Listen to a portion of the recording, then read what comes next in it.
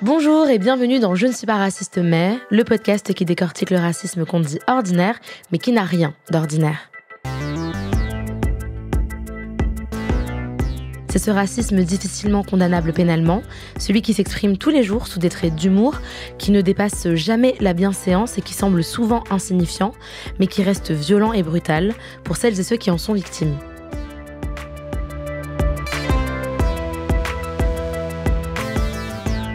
Aujourd'hui, je reçois Yasmine Madi, journaliste et porte-parole éditoriale de Yardland, le meilleur festival du monde de la Terre entière, et qui aura lieu à l'hippodrome de Vincennes à Paris le 4, 5, 6 juillet prochain. Yasmine, déjà, bonjour, comment tu vas ? Salut, ça va et toi ? Ça va super. On survit dans la France. On survit dans la France, en Macronie. En Macronie. Je suis trop contente de te recevoir aujourd'hui pour cet épisode. Ce qu'on a l'habitude de faire, c'est qu'à chaque début d'épisode, je raconte une anecdote qui soit m'est arrivée, soit à un ami, à un proche, à quelqu'un que je connais. Cette fois-ci, ça m'est arrivé à moi. Quand j'étais au lycée, j'étais dans un lycée du centre de Paris qui était très élitiste. Et c'est vrai que moi, j'avais pas tous leurs codes. Et je le sentais déjà parce que qui dit lycée élitiste, dit lycée à majorité blanche. Moi, je suis algérienne égyptienne, je viens du 19e. Et c'est vrai qu'en termes de culture, c'est hyper différent. Et surtout, j'étais en classe littéraire. Et donc, on avait l'habitude d'aller voir des films du cinéma français. Par exemple, Les 400 coups de Truffaut. Et une fois, on était en cours et on parlait de ce film-là. Et en fait, je me suis rendu compte que tout le monde dans la classe l'avait vu, sauf moi. Et donc, à la récré, tout le monde a commencé à parler. Et quand, en fait, on m'a posé la question de si je l'avais vu et que j'ai dit non, la première réaction, c'était « Comment ça ? Mais t'as pas vu les 400 coups ?» Et en fait, je me suis rendu compte que c'était pas que sur les 400 coups. Finalement, ça pouvait être sur tout et n'importe quoi, sur la musique, sur plein de choses. Et c'est vrai qu'à ce moment-là, j'étais tellement gênée que j'ai fini par mentir et j'ai dit mais si, je l'ai totalement vu. Si, bien sûr, j'ai vraiment vu les 400 coups. » Et que c'était quelque chose qui m'avait énormément blessée, mais j'arrivais pas à mettre les mots dessus. Est-ce que toi, c'est quelque chose qui t'est déjà arrivé ? Est-ce que c'est quelque chose que t'as déjà entendu ? Oui, déjà, je relate grave à ta story time. Je pense que j'en ai au moins 15 des comme ça, que ce soit en cours, même dans les espaces où j'ai pu travailler plus tard. Qu'est-ce que je pourrais te raconter de similaire ?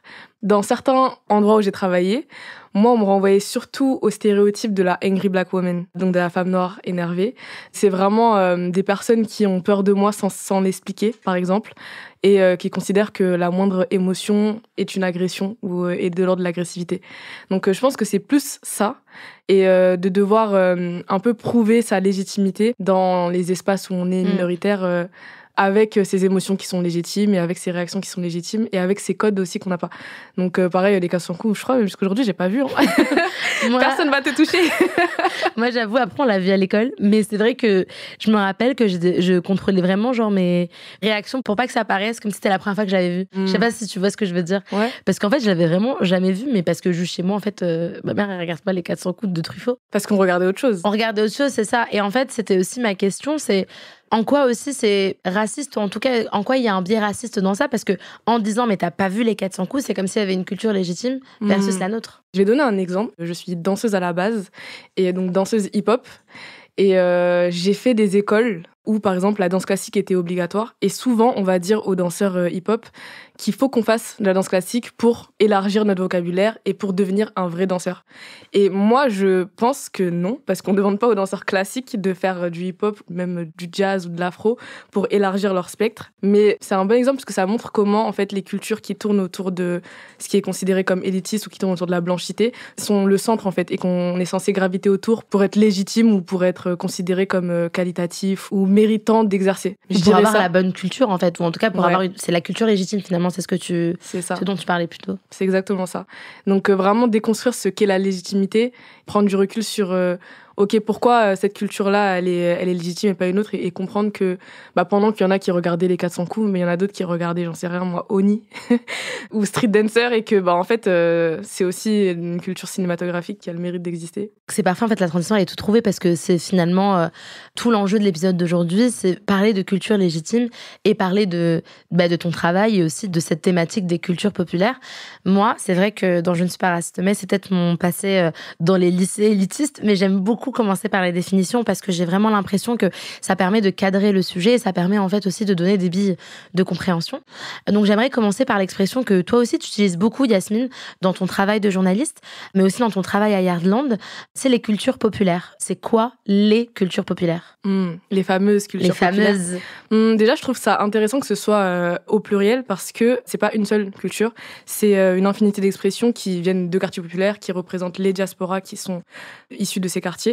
Et c'est aussi une réponse au terme culture urbaine. Donc, je pense qu'on peut aussi débattre sur le terme culture populaire, mais qu'il y a une notion beaucoup plus de l'ordre de l'autodétermination. En gros, c'est la culture du peuple, pour résumer. Et elle est plus juste parce que justement il y a cette notion de on l'a choisi plutôt que de nous accoler un truc un peu parapluie comme culture urbaine qui fait sens pour pas grand monde ou qui est même considéré comme une insulte pour certains artistes. Non mais c'est ça qui est hyper intéressant, c'est qu'on a d'un côté donc les cultures populaires qui est comme tu disais c'est autodéterminé, ça veut dire que c'est vraiment le peuple pour le peuple et c'est une expression qui émane des diasporas et des quartiers populaires.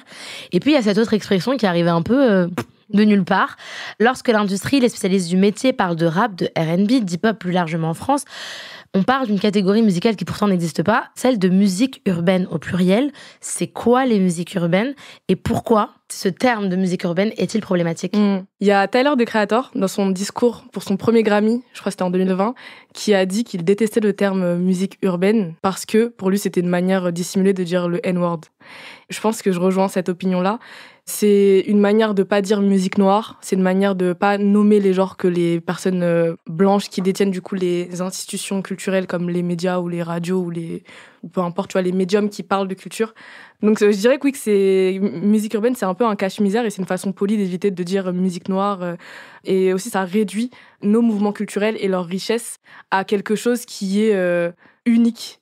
C'est un peu ce groupe de sauvages, on sait pas ce qu'ils font. Donc Ça veut dire quoi, urbaine? Ça veut dire quoi, urbaine? Vraiment, bonne question. Urbaine de quoi? Jusqu'aujourd'hui, je sais pas pourquoi ils ont choisi ce mot. Peut-être parce que ça réfère à l'imaginaire des immeubles dans les quartiers. Ou en vrai, jusqu'aujourd'hui, je saurais pas mais je pense que personne peut l'expliquer. Parce que c'est vrai que urbaine, c'est la ville. Mais c'est quoi le rapport avec le rap, le hip-hop et est-ce qu'il y a d'autres genres qui sont pas ancrés dans les villes? Enfin, c'est vrai que c'est pour ça que c'est hyper intéressant ce que tu disais sur le cache-misère, en fait, finalement. Et il y a aussi ce truc où quand on comprend pas un genre, on va souvent utiliser ce terme de musique urbaine sur la base de la personne qui fait cette musique est non blanche. Par exemple, une personne noire, je pense à Rachel Chinouri qui fait de la musique plutôt indie, rock, pop, qui a été catégorisée de soit musique urbaine, soit de R&B, juste parce qu'elle est noire. Et donc c'est vraiment comment on choisit. Pas du tout ça, alors vraiment, oui, vraiment rien à voir. C'est comment on choisit de catégoriser les artistes juste parce qu'ils sont non blancs. Pareil avec Ravin Lenae, qui est une artiste aussi qui fait un peu du R&B alternatif, indie, j'espère que je le prononce bien, et qui a fait la première partie de Sabrina Carpenter sur sa tournée, et où pareil, on ne savait pas nommer sa musique, alors que si elle fait la première partie de Sabrina Carpenter, c'est que quand même, on peut parler de pop musique très, très facilement. Mais malheureusement, c'est pas un traitement médiatique que les artistes non blancs bénéficient d'avoir la possibilité d'être nommés correctement ou même avec intention ou recherche, tout simplement. Il y a l'exemple aussi en France qu'on a, c'est Aya Nakamura. On l'a nommée de tout, sauf de ce qu'elle fait vraiment. Oui. Et c'est vrai que rappeuse. Citez-moi un seul son de rap de Aya Nakamura, s'il vous plaît. Il n'y en a pas. Et surtout, on lui a beaucoup accolé l'étiquette urbaine, en fait. Même dans sa manière de parler, sa manière d'être. Et c'est là où ça rejoint le racisme. C'est parce que si on dit qu'elle est urbaine, c'est parce que elle renvoie à tout ce que tu disais. Enfin, elle est noire de banlieue, quoi. Oui, alors qu'il suffit d'écouter la musique pour comprendre de quel genre, au pluriel, elle s'inspire.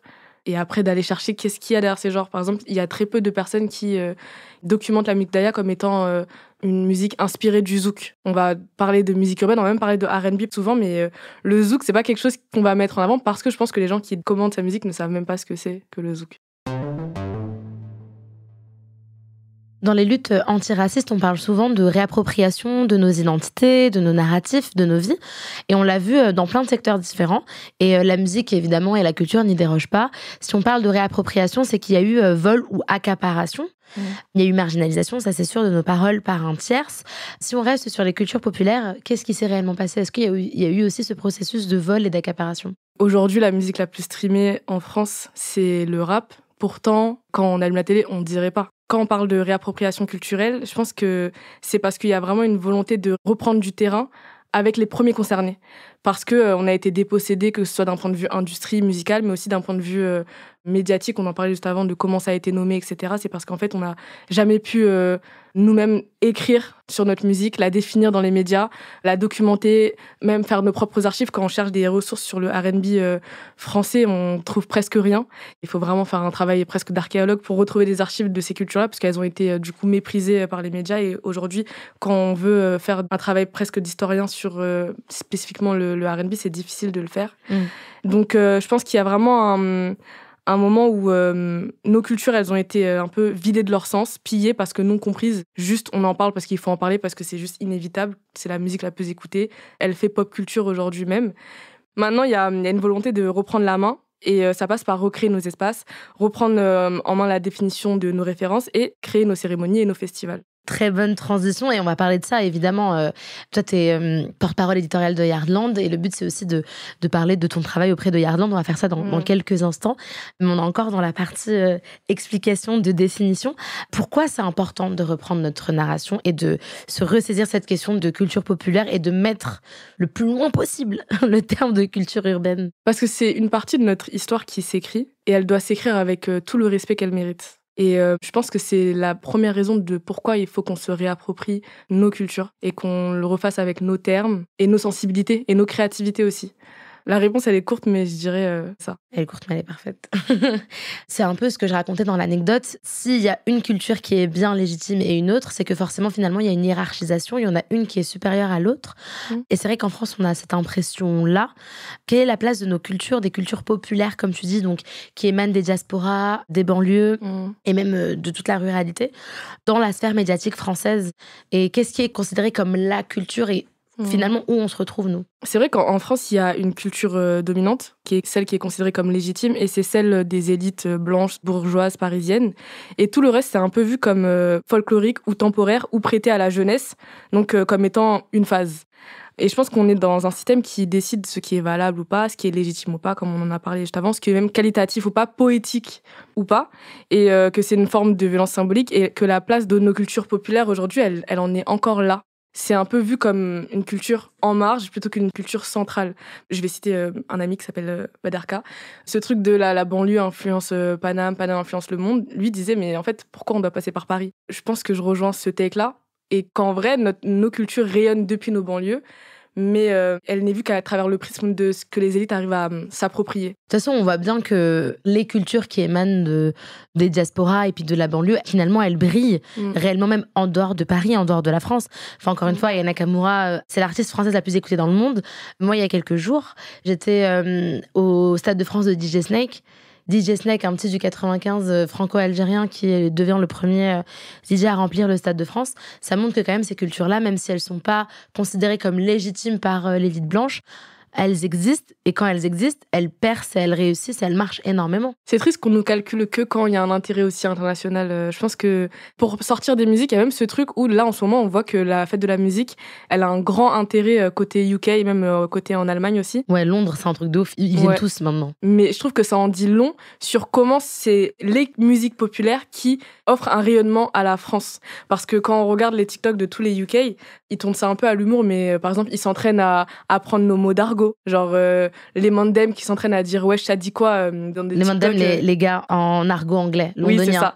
Qui s'entraînent à apprendre en fait nos termes de l'argot des quartiers populaires pour pouvoir venir apprécier notre musique au point où je crois que le 27 juin, donc après la fête de la musique, ils organisent une soirée francophone avec French R&B, French rap, Afro trap, donc Afro trap qui est quelque chose qui a rayonné grâce à MHD. Bon, vous voyez, donc c'est quand même une preuve de comment nos cultures elles sont captées par d'autres diasporas en Europe, mais même je pense en Occident de manière globale, et qu'on arrive à rayonner sans l'aide de médias, parce qu'en fait jusqu'à aujourd'hui notre argot il est stigmatisé, notre musique elle est marginalisée, elle est très peu considérée par les médias, les festivals, et c'est pour ça d'où l'autodétermination, le fait de créer nos propres trucs, etc. C'est une transition parfaite parce que tu parlais vraiment du fait que les cérémonies et les festivals en fait nous calculent pas. Quand je veux dire festival, évidemment les mainstream, les généralistes les plus connus calculent pas cette culture populaire.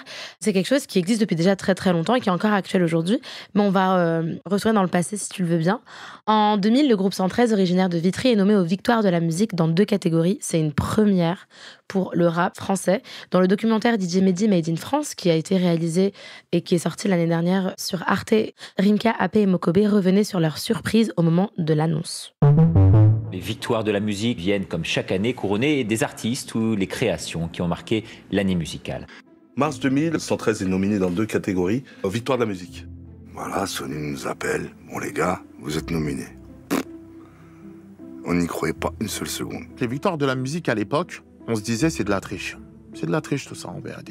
Ils nous donneront jamais de trophée ou autre chose. Parce que malgré le succès et le phénomène que c'était 113, on n'avait pas l'exposition méritée. C'est-à-dire que c'était plus qu'un phénomène rap, c'était un phénomène musical. Il y a personne qui vendait comme 113. C'était vraiment un raz-de-marée. Donc ils veulent qu'on soit là, parce que la musique du moment, c'est nous. Nous, pourquoi on voulait pas y aller? Parce qu'on s'est dit, mais dites notre nom, mais on n'a pas besoin d'être là, tu vois ou pas? Ça sert à rien.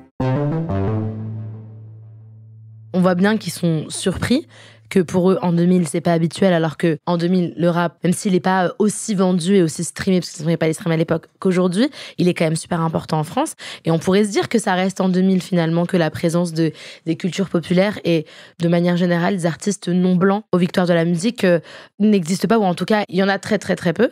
Pourtant, en 2020, Manu Dibango disait ceci des Victoires de la musique: quand on regarde la liste des nominés, on cherche en vain une diversité des couleurs.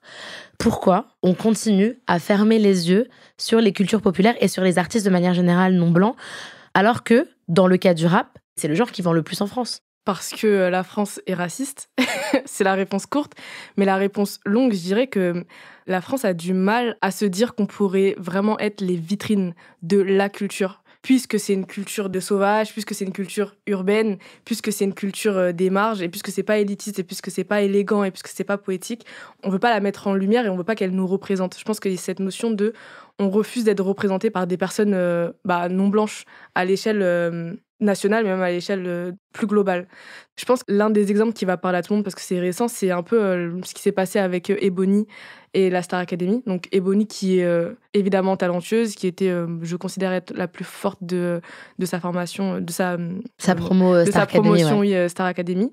Et pourtant, elle a été victime de racisme de la part de milliers de personnes, et ça s'est même déroulé en concert pendant la tournée récemment, il y a quelques mois. Ouais. Récemment, il y a quelques mois. Donc, c'était un concert à Lille pendant la tournée de la Star Academy où elle a été victime de gestes obscènes de la part d'une personne qui était dans le public.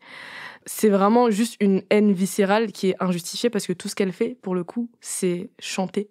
Et elle chante bien. Je pense que même le fait qu'elle chante bien, c'est la notion qui titille le plus. Comment oses-tu être talentueuse? Moi, je le prends un peu comme ça. Comment oses-tu briller si fort? Et je pense que les mécanismes de racisme, il y a cette volonté de vouloir diminuer les personnes racisées parce qu'on refuse d'accepter cette lumière. Je dirais aussi que la France adore la culture des quartiers populaires, mais sans les personnes des quartiers populaires, et adore les musiques noires, mais sans les personnes noires. Et c'est aussi une partie du problème, je pense. Tu dis ça pour illustrer ce phénomène où, en fait, il y a plein de choses qui sont reprises des quartiers populaires. Voilà. Par exemple, t'as les grandes marques qui vont prendre, je sais pas, par exemple, les survêtements Lacoste, c'est devenu grave à la mode, alors que pendant très très longtemps, on les a mis de côté. Les sacs Tati, on les achetait 1 euro et c'était déjà beaucoup trop cher. Et puis après, t'as Balenciaga qui le vend à 1 700 euros. Ce truc de se dire que oui, en fait, tout ce qui touche au quartier populaire et à la culture des quartiers populaires, c'est acceptable, mais sans eux. Oui, c'est ça. Et c'est pour ça que même dans les cérémonies de récompense, donc type les Victoires de la musique, les personnes qui vont être récompensées pour les musiques populaires ou pour le rap, ça va être des personnes blanches ou qui passent pour blanches. Donc Big Flo et Oli ou SCH. Ou Orelsan, voilà. SCH qui l'a d'ailleurs critiqué quand il a accepté son prix aux Victoires de la musique. Comme tu disais tout à l'heure, les Victoires de la musique, à un moment donné, n'ont pas pu faire sans le rap. Donc, il y a quelques années, il y a une catégorie rap qui a été créée. Et en 2023, c'est Tiakola qui est nommé aux Victoires de la musique dans la catégorie Révélation de l'année.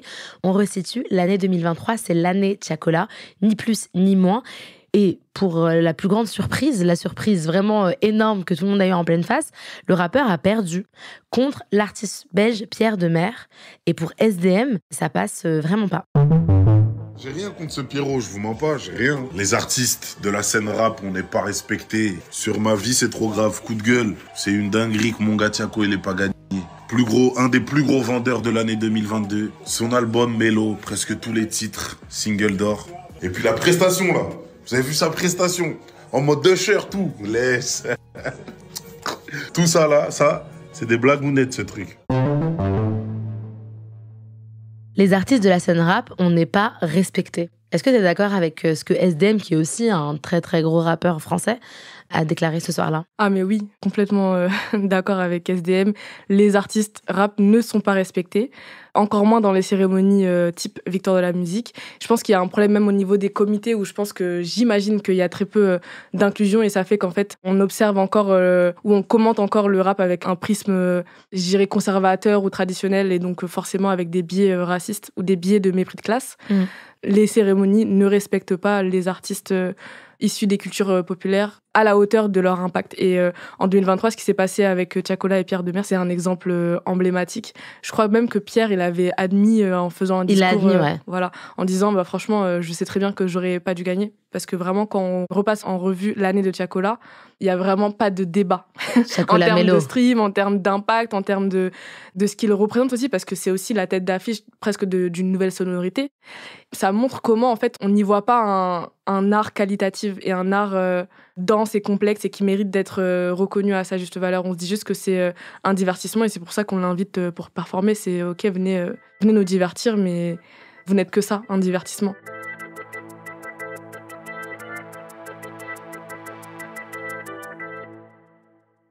Quand on a dit tout ça, quand on a vu qu'il y a plein de cérémonies, parce que là on s'est concentré sur les Victoires de la musique, mais parce que c'est la cérémonie française vraiment traditionnelle, on aurait pu parler de certains festivals qui font pas mieux finalement.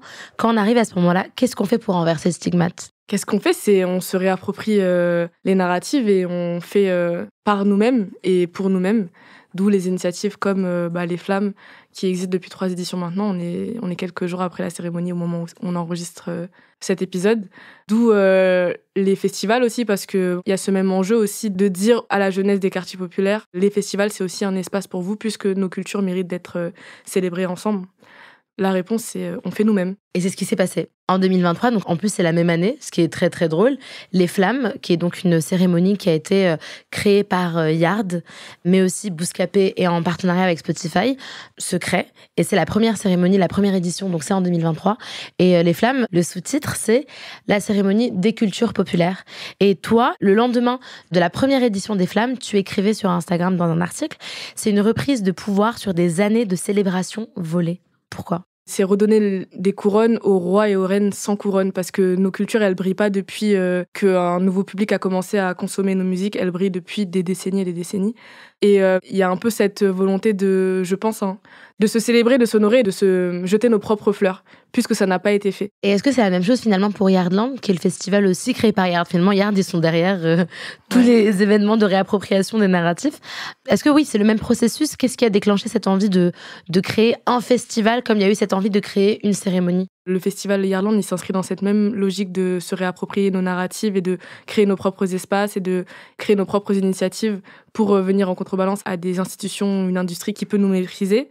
C'est ça, en fait, c'est vraiment reprendre le pouvoir sur nos récits et aussi lutter par la célébration. C'est aussi l'une des intentions au cœur du festival Yardland. Pourquoi lutter par la célébration? Parce que nos joies, elles sont révolutionnaires, nos joies, elles sont politiques et que se célébrer, c'est dire, regardez, on existe, on est capable de faire sans vous, enfin quand je dis vous, on s'entend, c'est vraiment de dire que on gagne du terrain et surtout on reprend le terrain qui nous a pas été donné de fait. Personne nous a accompagnés dans la réussite de nos cultures. On a réussi parce qu'on s'est battu et Yardland, c'est un peu le résultat de cette lutte. Et dans les faits, en quoi Yardland est-il différent des autres festivals dans l'approche de la sauvegarde des cultures populaires ou de la mise en avant des cultures populaires? Parce que Yardland, c'est pas juste un festival, c'est une déclaration d'amour à la culture, c'est des associations qui sont présentes sur le festival, des associations engagées. C'est la célébration des cultures populaires dans toute leur complexité et leur excellence aussi. Et c'est aussi un lieu safe où nos cultures, elles ne sont pas juste tolérées, mais elles sont honorées. Il y a cette notion aussi de safe space. Cette notion de safe place, oui, parce que les festivals de musique dans l'imaginaire collectif, c'est quand même considéré comme un truc de blanc. Et c'est même ça, dans les faits. Moi, j'ai fait beaucoup d'éditions du festival Les Ardentes. Quand on y va, c'est majoritairement, par exemple, une population blanche. Et j'ai fait d'autres festivals en France aussi. J'en ai fait, je sais pas, une dizaine. Je les fais à peu près tous les ans depuis des années. Et la population, elle est majoritairement blanche pour plein de raisons. Déjà parce que l'accès à la culture en France est inégalitaire, mais aussi parce que... Et c'est cher en plus. Pour le coup, les Ardentes, le Lollapalooza, etc., c'est très cher. Oui, pour parler du prix, là, nous, Yardland, on se positionne quand même avec un prix qui est accessible. Sur des festivals avec la même ampleur et le même positionnement, le prix à la journée, c'est le double pour d'autres festivals. Donc nous là, aussi, on est sur une 50aine d'euros, je crois, la journée. Ouais, 44 €. Donc on s'insère aussi dans ce truc, on veut le rendre accessible le plus possible pour que tout le monde se sente concerné de s'approprier cet espace. Et pour en revenir même à la notion de safe place, c'est qu'on s'adresse aussi à la jeunesse des quartiers populaires à travers déjà une programmation qui nous ressemble, leur ressemble, mais aussi avec une communication qui se veut inclusif le plus possible.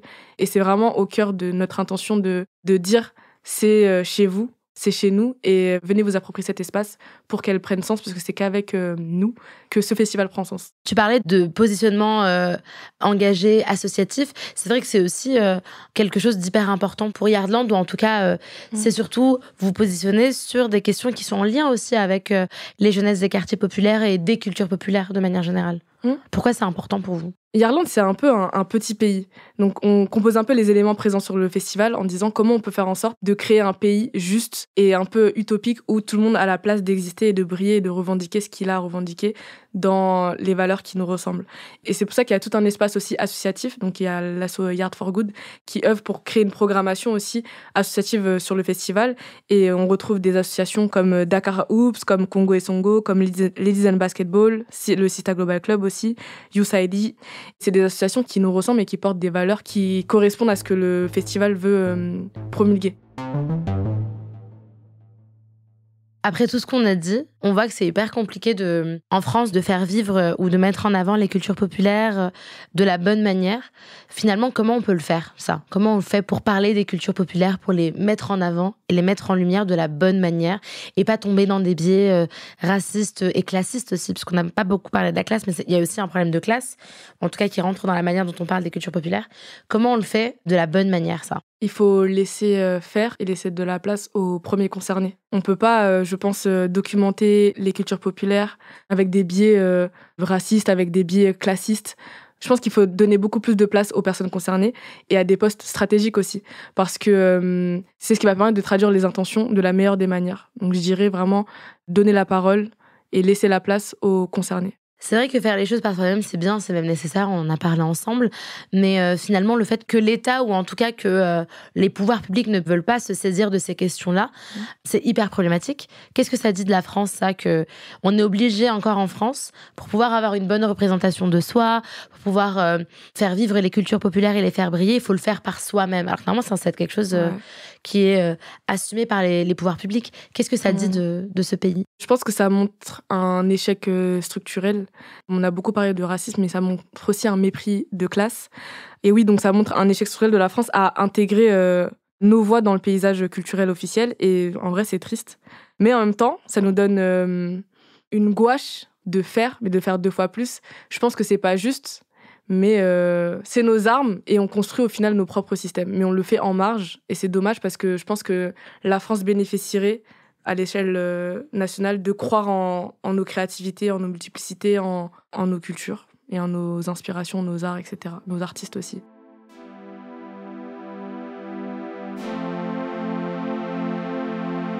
Moi, j'aime bien finir ces épisodes par des recommandations culturelles, parce que l'éducation et le savoir sont vraiment au cœur des luttes antiracistes.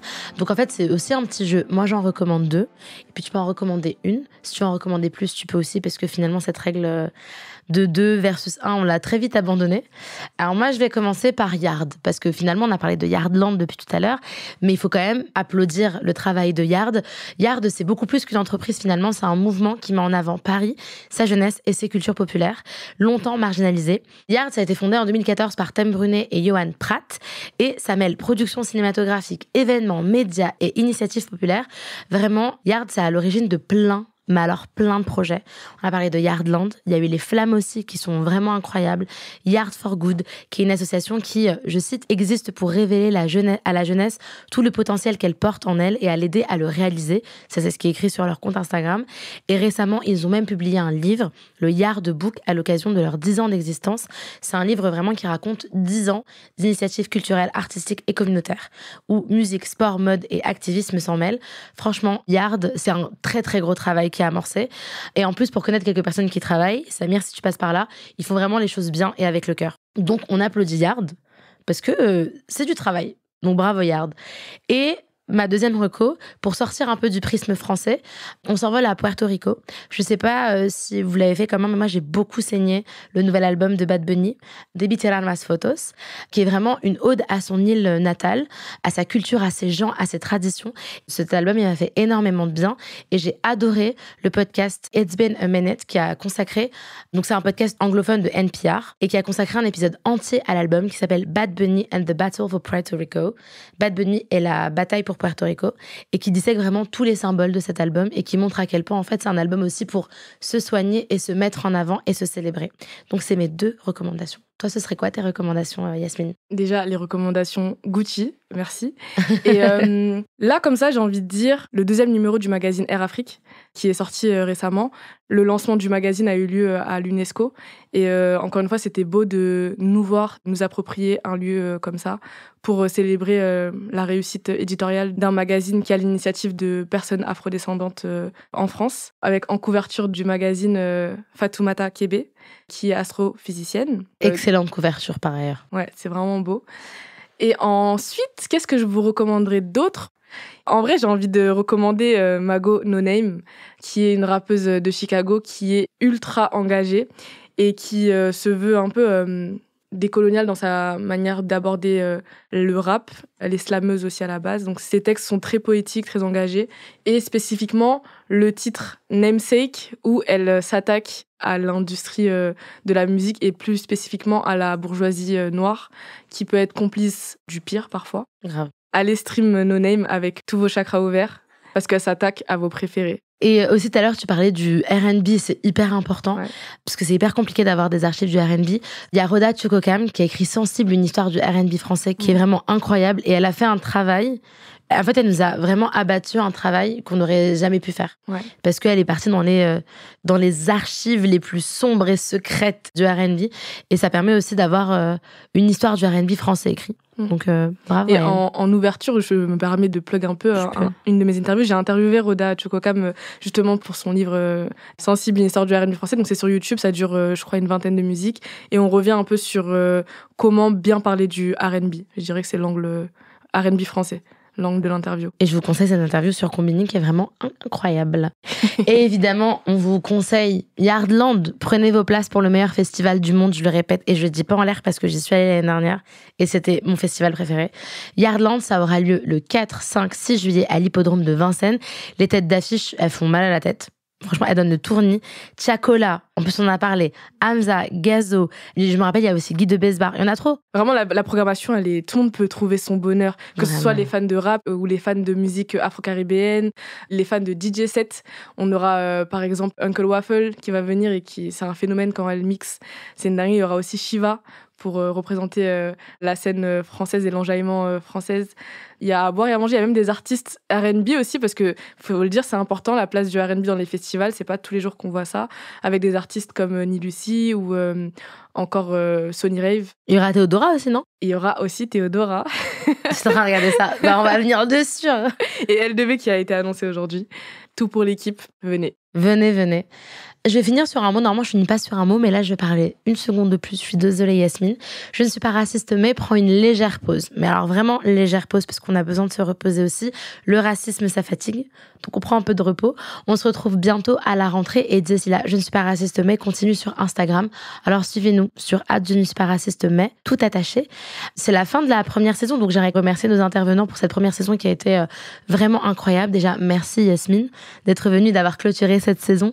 Mais merci aussi à Anas, Daïf, Christelle Murula, à Germaine Boubaker, Magda El Haïtem, Leila Boucheni, Nicolas Massol, Rachid Laïrech, mais aussi Camilla Barbachi, Christelle Bakima Punza, Tuan Diong, Nadia Boucheni, Éric Fassin, Rémi Carayol, Marie-France Malonga, Jamil Le Schlag, Fatma Bouvet de la Maisonneuve et Nadège Bossondiane. Merci aussi à Nina Pareja, Christophe Caron, Mona Delahaye, Marius Sor, Thomas Loupias et Lydia Ménez pour m'avoir accompagnée sur cette première saison. Et bel été à vous. Je ne suis pas raciste mais est un podcast de Donia Ismail, produit et réalisé par Slate Podcast sous la direction de Christophe Caron. À la production éditoriale Nina Pareja et musique par Thomas Loupias.